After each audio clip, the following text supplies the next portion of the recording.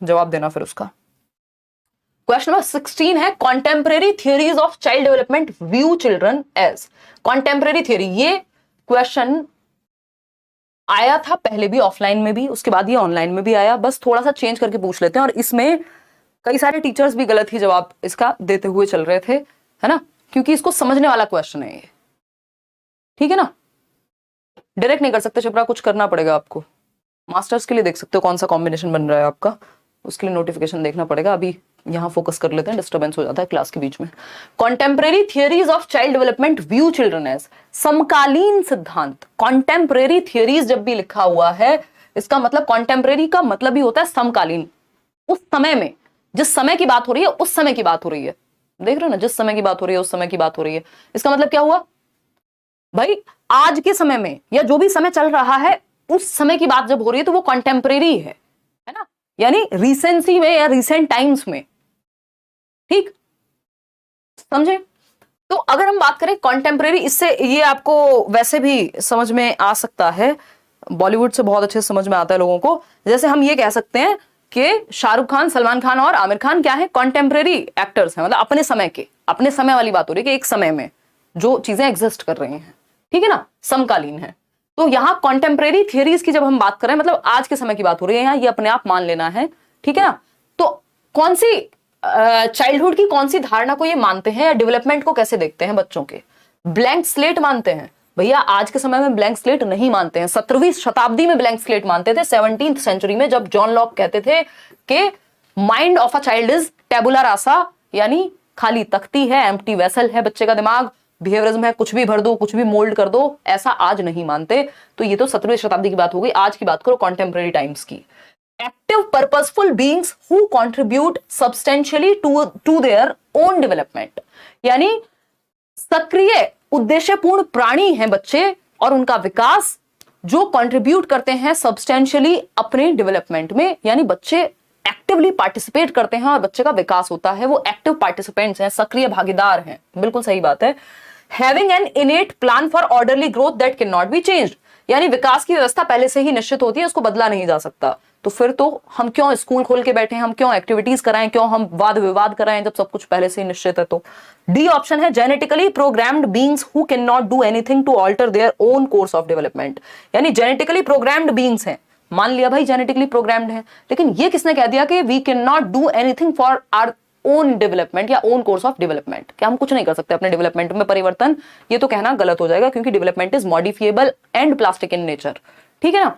तो B option एकमात्र सही है कि बच्चे सक्रिय उद्देश्यपूर्ण प्राणी हैं जिनकी अपने खुद के विकास में महत्वपूर्ण भूमिका है। अब इससे दो बातें जरूर समझ लें, अदरवाइज आप फंस जाएंगे, अगली बार क्वेश्चन आएगा तो, है ना। Contemporary theories of child development, ये आपको पीडीएफ में मैं ऐड करके दे ही दिया था। समय लगता है थोड़ा इन सब चीजों में, काफी समय लगता है, बट आपको हेल्प काफी मिल रही होगी। कॉन्टेम्परेरी, एक minute, theory of child development, CD लिख दिया मैंने, या थियरीज ऑफ डेवलपमेंट ये भी आप मान सकते हो, ठीक है ना। कॉन्टेम्परेरी का मतलब है, कॉन्टेम्परेरी थियरीज ऑफ डेवलपमेंट ये मानती हैं कि बच्चों का विकास क्या है, सोशियो कल्चरल एस्पेक्ट में होता है, सामाजिक सांस्कृतिक पक्ष में होता है, यानी बच्चों को एक्टिव रखो, जो बात वाइगॉस्की भी मानते हैं, है ना। ये नहीं कहते कि चाइल्डहुड कैसी संकल्पना है, तो इनके लिए चाइल्डहुड एक सोशल कंस्ट्रक्शन है। बहुत इंपॉर्टेंट है, इसमें लोग फंसते हैं, सभी ने गलत उत्तर भी इस पे बताया है, बहुत सारे टीचर्स में गड़बड़ करते हैं, ठीक है ना। चाइल्डहुड क्या है, एक सोशल कंस्ट्रक्ट है ना, एक सामाजिक परिकल्पना है कॉन्टेम्परेरी थियरीज के अकॉर्डिंग। इसका सिंपल उदाहरण जो मैं पहले भी देती आई हूं, है ना, सोशल कंस्ट्रक्ट है। क्या है, सोशल कंस्ट्रक्ट है, सामाजिक संरचना है। क्या, विकास जो है, या बचपन जो है, स्पेशली बचपन का मतलब यहां भाई आपके घर का बच्चा और एक गरीब व्यक्ति के घर का बच्चा, कैसे वो 7 साल की उम्र में बाहर बलून बेच लेता है ना, भीख मांग लेता है, अपना पेट भर लेता है, दुकान से जाके 4 चीजें ले आता है, और आपके घर का 7 साल का बच्चा खुद से दूध नहीं उठा के पी पाता। चाइल्डहुड क्या हो गया, एज वाला फैक्टर नहीं हुआ, फिक्स्ड नहीं हुआ, सोशल कंस्ट्रक्ट हो गया, या सोशियो कल्चरल अप्रोच से प्रभावित हो गया। तो चाइल्डहुड इनके अकॉर्डिंग क्या है, सोशियो कल्चरल एस्पेक्ट में देखा जाता है, ना कि फिक्स्ड एज में देखा जाता है। समझ पा रहे हैं बात को। तो ये यहां पे ध्यान रखना है कि कॉन्टेम्परेरी थियरीज एक तो ये मानती हैं कि बच्चे को एक्टिव बीइंग रखना है, जो डेवलपमेंट है वो एक्टिव कंस्ट्रक्शन से होगा, बच्चे को सक्रिय रखो आप, ठीक। दूसरी बात, चाइल्डहुड क्या है, एक सोशल कंस्ट्रक्ट है, सामाजिक संकल्पना है, एज से ज्यादा इंटरेक्शन, सोशियो कल्चरल एस्पेक्ट में इंटरेक्शन, समाज और संस्कृति किन लोगों में वो रह रहा है और कैसे इंटरेक्ट करेगा वो विकास को प्रभावित करेगा या निर्धारित करेगा, ठीक। तो इसको कई तरीके से पूछा जा सकता है। आगे बढ़ते हैं क्वेश्चन नंबर 17 पे। क्वेश्चन नंबर 17 क्या कहता है, पोल में जवाब देंगे आप फटाफट से। क्वेश्चन नंबर 17 कहता है which of the following statement is correct in the context of development, विकास के संदर्भ में कौन सा कथन सही है, बताइएगा फटाफट से बताएंगे आप। और मैं 2 घूंट पानी पीने की आज्ञा अगर आपकी हो तो अच्छा रहेगा।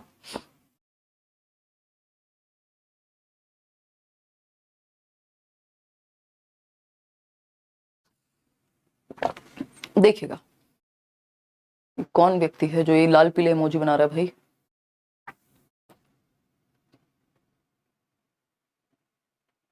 करा लेना श्रेया। देखिए बताइए फटाफट से कौन से फॉर्म की बात कर रहे हो, ये तो बता दो। डी कह रहे हैं ज्यादातर लोग। देखते हैं विकास के बारे में कौन सी बात सही है। पहला option, development depends only on environmental factors. ये जो ओनली वाले ऑप्शंस होते हैं इनकी संभावना अपने आप में ही कम होती है, ये एक्सट्रीम की बात करते हैं, है ना, या तो ये बिल्कुल अंतहीन एक तरफ लेके जाएंगे आपको, जबकि ऐसा नहीं होता ना लाइफ में ना यहाँ पे डेवलपमेंट के विषय में कि आप एक्सट्रीम में चले जाएं। बच्चे के लिए कोई बात ऐसी है जो उसके लिए खतरनाक है, तब तो आप जा सकते हैं, अदरवाइज नहीं। तो ओनली वाले ऑप्शन से थोड़ा सा बच के रहना होता है, बहुत कम चांसेस होते हैं ये सही हो। Development depends only on the heredity, भैया ओनली कैसे, बाकी फैक्टर्स भी तो हैं, एनवायरमेंट भी तो है। Development is a temporary change of short duration, ये मैंने आपको पहले दिन ही बताया था, जैसे लर्निंग होती है उसी तरह से डेवलपमेंट भी रिलेटिवली परमानेंट है, रिवर्सिबल नहीं है, मॉडिफिएबल है। अच्छा, ऐसा नहीं है बस कोई शॉर्ट ड्यूरेशन के लिए, रैंडम चेंज नहीं है, कोई अचानक से परिवर्तन हो गया। Development continues in a holistic and systematic manner, ये बात बिल्कुल सही है कि संपूर्ण रूप में होता है, आपके दिमाग का, आपके शरीर का, आपके सामाजिक और संवेगात्मक विकास के सारे पक्ष आ जाते हैं इसमें। दूसरा POS बताया था आपको, progressive, orderly and sequential changes, ठीक है ना, एक ऑर्डर में, एक क्रम में होता है।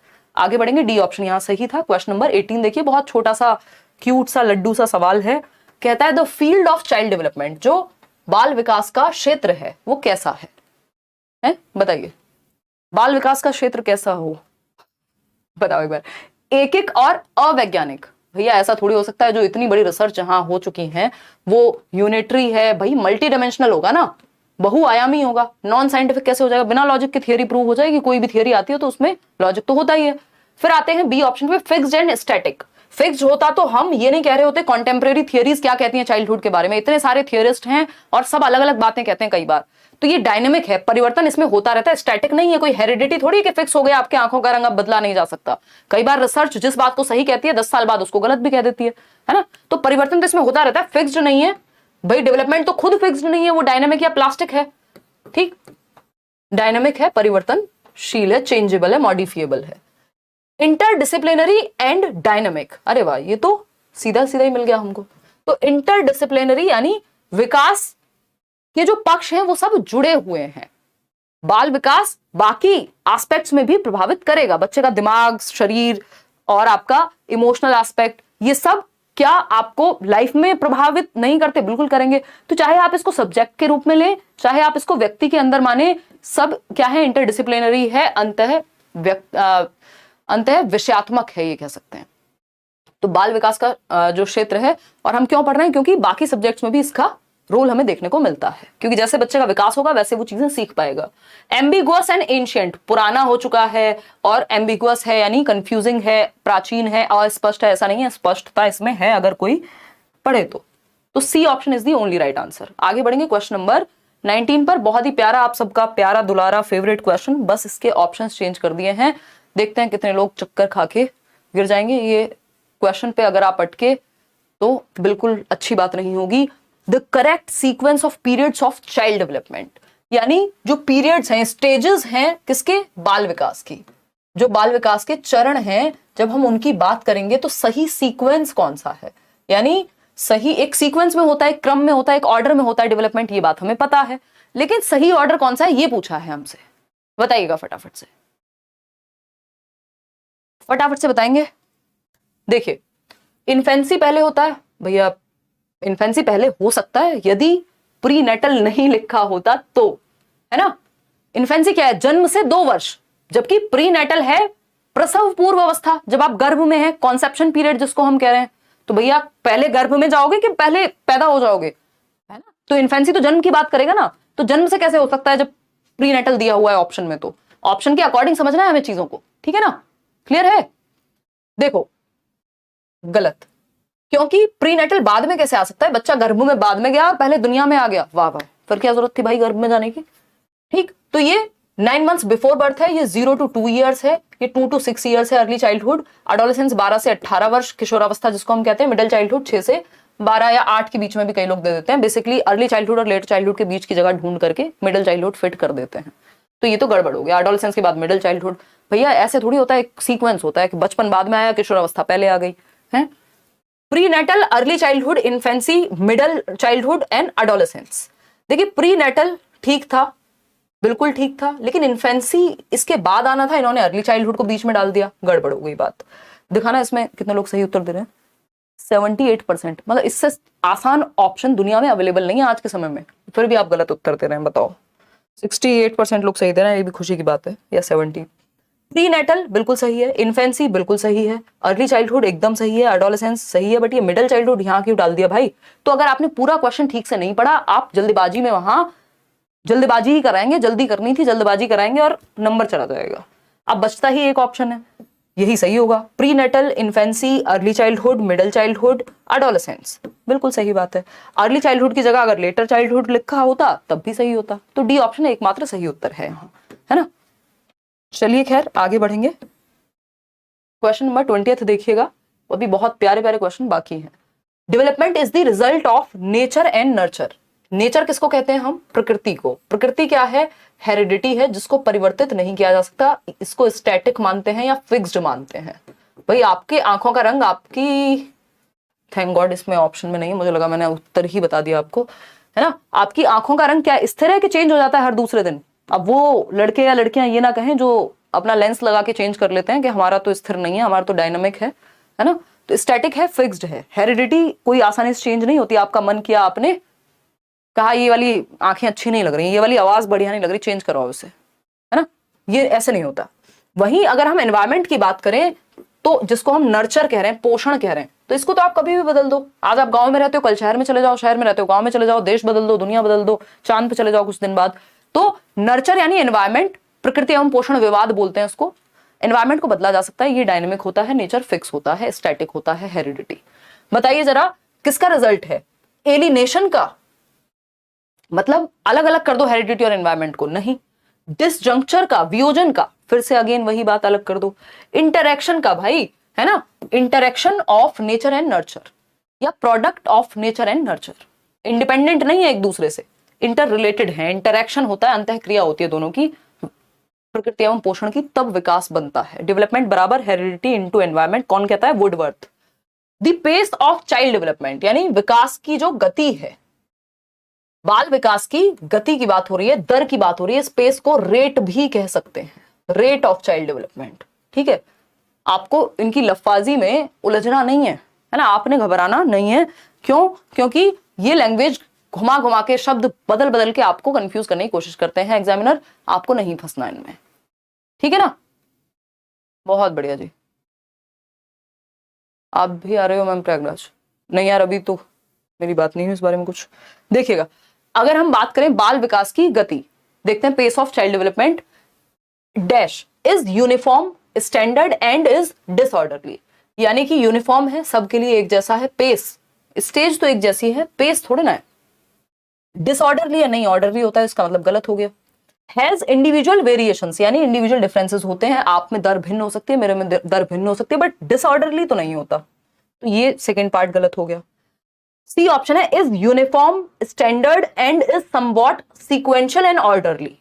मतलब कि यूनिफॉर्म है यानी सबके लिए एक जैसा है, स्टैंडर्ड है, and somewhat sequential and orderly, कुछ हद तक सीक्वेंस में भी है और ऑर्डरली भी है, may be. Has individual variations and somewhat sequential and orderly, ये क्या किया है इन्होंने? अच्छा देखा ना कितने लोग क्या आंसर कर रहे हैं? डी ऑप्शन, ठीक है, ठीक है। क्योंकि इन सब में जो सबसे सही उत्तर लग रहा है वो यही नजर आ रहा है। ऐसा तो होता नहीं कि अव्यवस्थित हो, पॉसिबल नहीं है। अव्यवस्थित, अव्यवस्थित इसमें कुछ हद तक ठीक है। एक समान मानकीय यानी यूनिफॉर्म होगा, पेस अगेन सबके लिए सेम नहीं हो सकता क्योंकि दर भिन्न हो सकती है। स्टेज होता तो एक बार को हम कह देते ये has individual variations and is somewhat sequential and orderly. भाई इंडिविजुअल डिफरेंसेस होंगे ऑर्डर के बावजूद। दो बच्चे चाइल्डहुड में ही हैं, दोनों 6 साल के हैं, बट उनमें इंडिविजुअल डिफरेंसेस हो सकते हैं। किसी में भाषा के विकास की दर फास्ट होगी, किसी में थोड़ी स्लो होगी, तो रेट में वेरिएशन पाया जा सकता है इंडिविजुअल डिफरेंसेस की वजह से। डी ऑप्शन सही है, जो आप लोगों ने दिया भी सही है। क्वेश्चन नंबर 22 देखिए फटाफट से। At which age are children's activities primarily focused on use of large muscles for। बहुत अच्छा क्वेश्चन, देखिएगा क्या पूछा है हमसे, किस उम्र में बच्चों की जो एक्टिविटीज हैं वो मुख्य रूप से फोकस्ड होती हैं लार्ज मसल्स पर यानी बड़ी मांसपेशियों पर, for gross motor rather than fine motor movements. यानी बच्चे किस उम्र में स्थूल गतिक कौशलों का प्रयोग करते हैं या बड़ी मांसपेशियों का प्रयोग करना सीख जाते हैं बजाय कि सूक्ष्म के। तो ये हमें पता है, पहले ग्रॉस का ही इस्तेमाल करना शुरू करेंगे, यानी अपनी बाहों का, अपने पैरों का मतलब आपकी अपनी टांगों का, लेकिन उंगलियों का प्रयोग, आंखों और उंगलियों के समन्वयन का प्रयोग, कोऑर्डिनेशन का प्रयोग बाद में सीखते हैं। तो GF गर्लफ्रेंड से याद रखना है, GF बोले तो ग्रॉस टू फाइन मोटर जाता है आपका विकास की जो दिशा है। ठीक है बात। तो अगर हम बात करें यहां पे क्या होगा सही उत्तर बताओ भैया। 2 से 6 में तो बच्चा क्या सीख जाएगा, 2 से 6 में तो बच्चा पेन पकड़ना सीख जाएगा, तो फाइन की ओर जा रहा है। उससे बेहतर ऑप्शन, अगर ये इन्फेंसी नहीं होता तो हम अर्ली चाइल्डहुड कह देते। दिखाना इसमें क्या उत्तर दिया। कंफ्यूज हैं आप लोग इसमें, ए और बी के अंदर कंफ्यूज हैं। 36% लोग बी कह रहे हैं, जो कि गलत उत्तर है, क्योंकि अर्ली चाइल्डहुड में तो फिर भी वो पेन पकड़ना है ना, छोटी मोटी ड्राइंग दीवारों पे बनाना, प्ले वे में जाएगा, स्केचिंग थोड़ी थोड़ी सीखने लगता है। लेकिन अगर हम देखें प्रीमैरिली फोकस्ड ऑन, यानी मुख्य रूप से पूरा जो फोकस है वो ग्रॉस मोटर स्किल्स पे है। तो पूरा जो फोकस है ग्रॉस मोटर स्किल्स पे वो होता है जन्म से 2 वर्ष में। जब बच्चा दूध की बोतल भी आप उसे दोगे तो वो एक हाथ से नहीं पकड़ेगा, पूरे हाथ से कोशिश करेगा, वो भी धीरे धीरे सीखेगा। अदरवाइज पूरे शरीर का इस्तेमाल करेगा, रोएगा तो पूरे शरीर से रोएगा, हंसेगा तो पूरे हाथ पैर दोनों, है ना।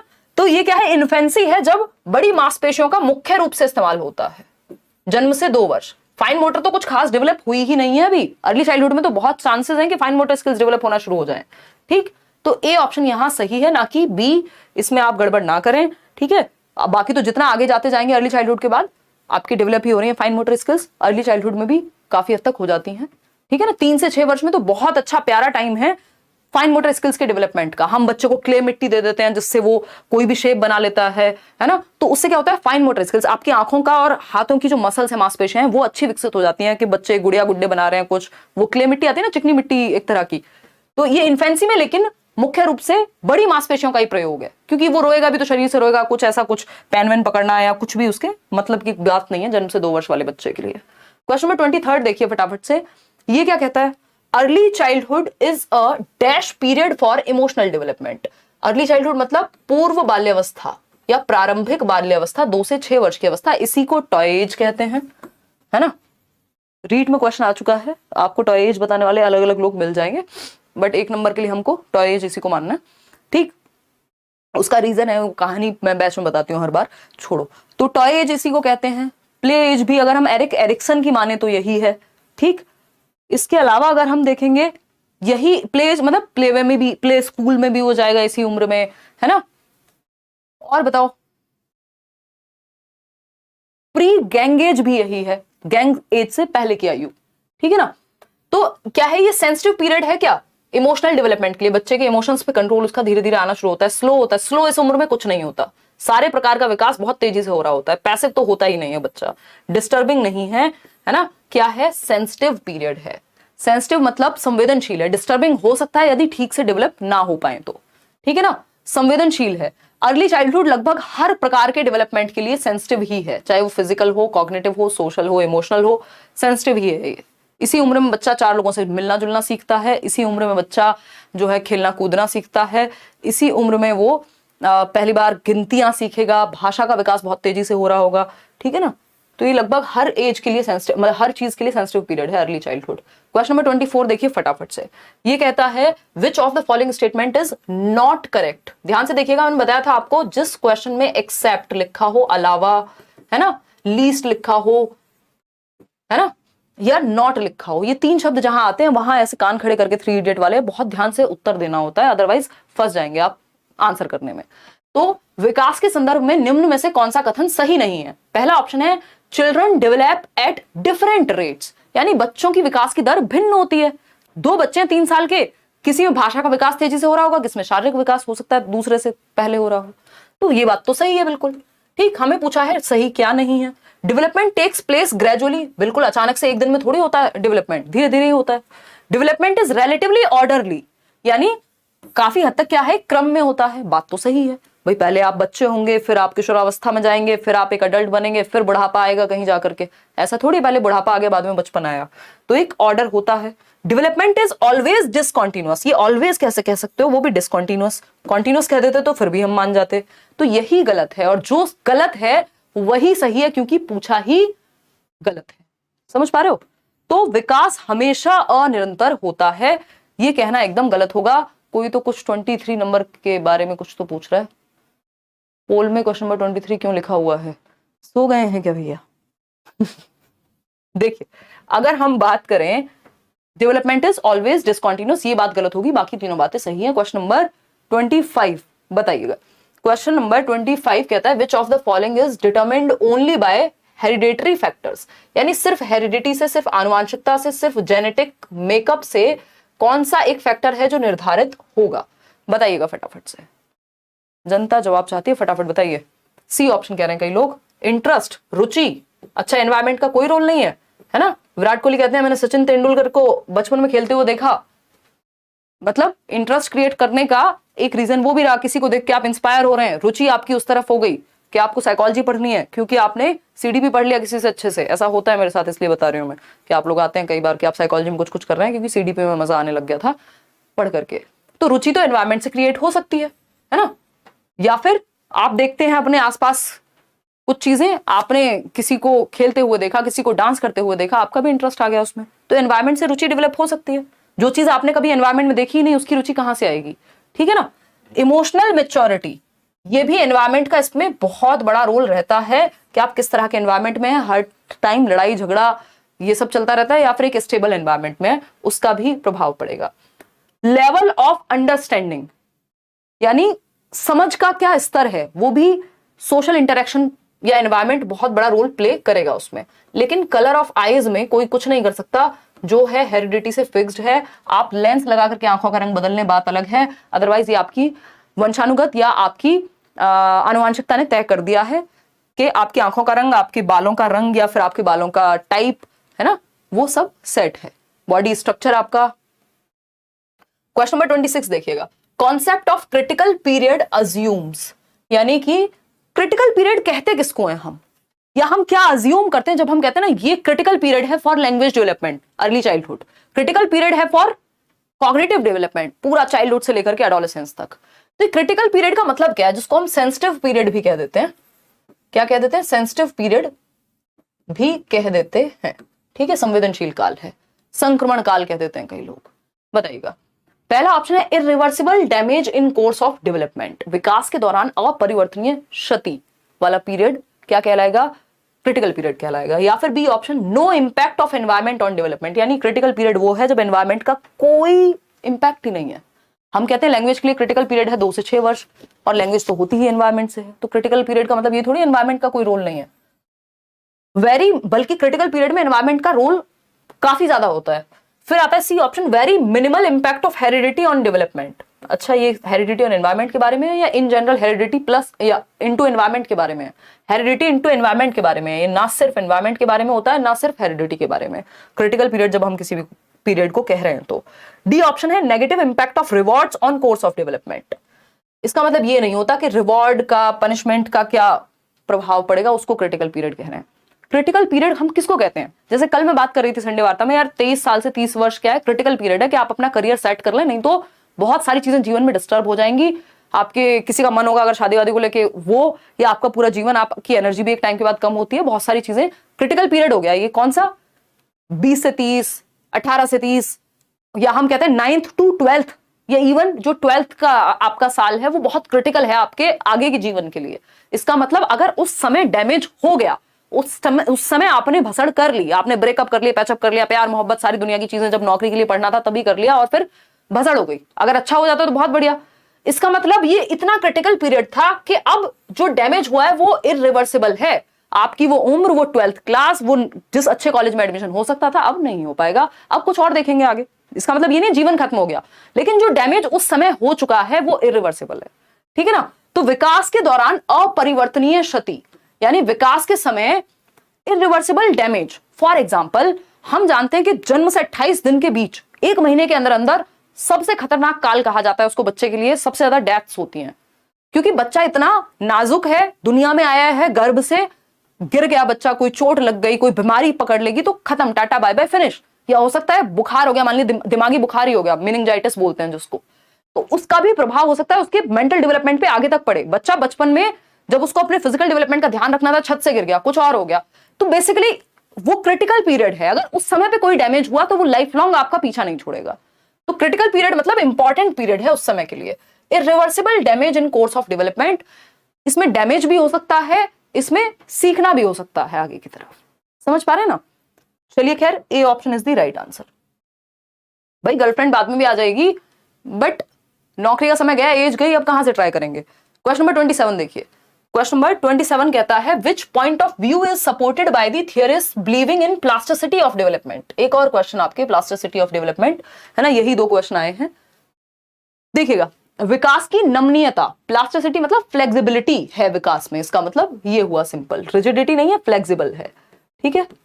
तो नमनीयता में विश्वास रखने वाले सिद्धांतकार निम्न में से किस दृष्टिकोण को, देखिए सभी लोग ये नहीं मानते कि डेवलपमेंट प्लास्टिक इन नेचर है, बट आज के समय की जो रिसर्च है वो बहुत सारे लोग पिछले कई सालों में, 3-4 सालों में ये मानने लगे हैं कि development is plastic in nature, या ब्रेन में न्यूरोप्लास्टिसिटी होती है। इसका मतलब ब्रेन हमेशा कुछ नया सीखने के काबिल है, आप हमेशा कुछ नया सीखते रह सकते हैं, डेवलपमेंट हमेशा होता रहेगा, न्यूरॉन्स आपके नए नए बनते रहेंगे यदि आप कुछ मौका दें उस ब्रेन को उस तरह का करने का। तो ठीक, तो इसका सिंपल मतलब होता है प्लास्टिसिटी का कि डेवलपमेंट इज ऑलवेज कॉन्टिन्यूअस, हमेशा चलता रहेगा। जो ब्रेन डेवलपमेंट है आपका, है ना, वो हमेशा चलता रहेगा। ब्रेन में जो मस्तिष्कता है, विकास की नमनीयता जो है वो हमेशा बनी रहेगी यदि फ्लेक्सिबल है, प्लास्टिक इन नेचर है ना, विकास हमेशा निरंतर होता है।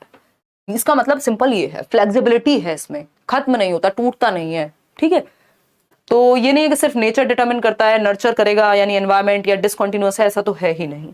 तो C option is the only right answer. 2-3 question और बचे हैं। आप लोगों ने बहुत प्यारा जो है रिस्पांस दिया है कि आप इतनी रात को भी इस संख्या में जुड़े रहते हैं और इतने लंबे डिस्कशन में थकते नहीं है ना। देखिएगा, dash is an example of gross motor skills, यानी स्थूल गत्यात्मक कौशल। हमें पता है GF गर्लफ्रेंड से याद रखेंगे, है ना, भूलते भी नहीं है लोग। तो GF का मतलब यहाँ गर्लफ्रेंड से नहीं है, G for gross motor skills, स्थूल गतिक कौशल, और F for fine motor skills, सूक्ष्म गतिक कौशल, ठीक है ना। तो और यही इनकी दिशा होती है, पहले ग्रॉस मोटर स्किल्स यानी आपकी भुजाओं या हाथों पे, आपके आर्म्स पे कंट्रोल और आपकी लेग्स पे कंट्रोल, बाद में आपकी हैंड आई कोऑर्डिनेशन, जैसे पेन पकड़ना, ड्राइंग करना, वो सब फाइन मोटर में जाते हैं, ठीक है ना। काजल लगाना, आईलाइनर लगाना, सब फाइन मोटर का एग्जाम्पल है। तो dash is an example of gross motor, जिसमें बड़ी मांसपेशियों का प्रयोग हो। ग्रॉस का मतलब ही है बिग मसल्स का प्रयोग, है ना, बड़ी मांसपेशियों का प्रयोग। देखिएगा कहां होगा, रनिंग में। आपकी लेग्स, टांग जो है आपकी, या लेग्स जो है, टांगे, वो सबसे बड़ी मसल है थाई में, तो हम कहेंगे बड़ी मसल का प्रयोग हो रहा है यहाँ, ठीक है। फिर भी ऑप्शन चेक कर लेते हैं। ग्रास्पिंग, ग्रास्प मतलब पकड़ना किसी चीज को, तो ग्रास्प तो उंगलियों से होगा, हाथों की, तो ये तो फाइन मोटर स्किल हो गया। ग्रास्प करने में फाइन मोटर स्किल्स लगी हैं, ठीक है ना।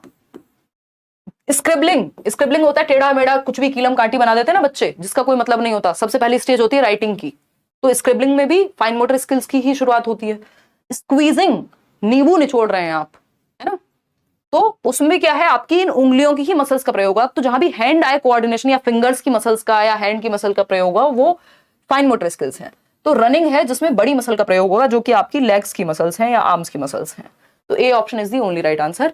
आगे बढ़ेंगे क्वेश्चन नंबर 29 देखिए फटाफट से। ये कहता है most children learn to hold a glass. ज्यादातर बच्चे पहले ग्लास को पकड़ना सीख जाते हैं before they hold a pen. Pen पकड़ने से पहले बच्चा ग्लास पकड़ना सीख जाता है। अभी हम बात कर रहे थे ना, बच्चा दूध पीने वाली जो बॉटल होती है तो धीरे धीरे वो उसको दोनों हाथों से होल्ड करना तो सीख ही जाता है, पेन तो बहुत बाद में जाके सीखेगा पकड़ना। सही बात है कि नहीं है? Which principle of development explains this specific direction of development? ये क्या है? विकास की एक दिशा है, विकास की एक दिशा है ये। आपकी वजह से सीडीपी दोनों पेपर में 28 नंबर आया। अरे बहुत बढ़िया यार। चलिए, लाइक अभी भी आपके बराबर नहीं हुए इतने घंटों से। देखिए, अगर हम बात करें तो अधिकतर बच्चे पेन पकड़ना सीखने से पहले ग्लास पकड़ना सीख लेते हैं। विकास का कौन सा सिद्धांत इस दिशा का वर्णन करता है? पहला है सेफेलोकॉर्डल। भैया सेफेलोकॉर्डल तो हेड टू टो होता है कि पहले गर्दन पे कंट्रोल आएगा, फिर पैर के अंगूठे तक जाएगा वो कंट्रोल, है ना। सर, सेफेल का मतलब ये खोपड़ी, ठीक। Proximo distal, proximity, centre to periphery. Centre क्या है अगर कंपैरिजन में देखें तो? सेंटर ऐसे तो स्पाइनल कॉर्ड है, हार्ट है आपका, फिर उसके बाद का सेंटर कौन सा है? ये शोल्डर्स आ जाएंगे, फिर ये आर्म्स आ जाएंगी, ये कोहनियां आ जाएंगी, फिर उसके बाद ये हाथ होगा, हाथ के बाद फिंगर्स होंगी। तो सेंटर से आउटवर्ड वही तो हो रहा है यहां कि पहले बच्चा ग्लास पकड़ना सीख रहा है, किससे? इन हाथों से, बाद में पेन, इन हथेलियों के बाद आती है ना उंगलियां। तो ये ग्रॉस टू फाइन या प्रॉक्सिमो डिस्टल का उदाहरण है, हमने बात की थी ना अभी।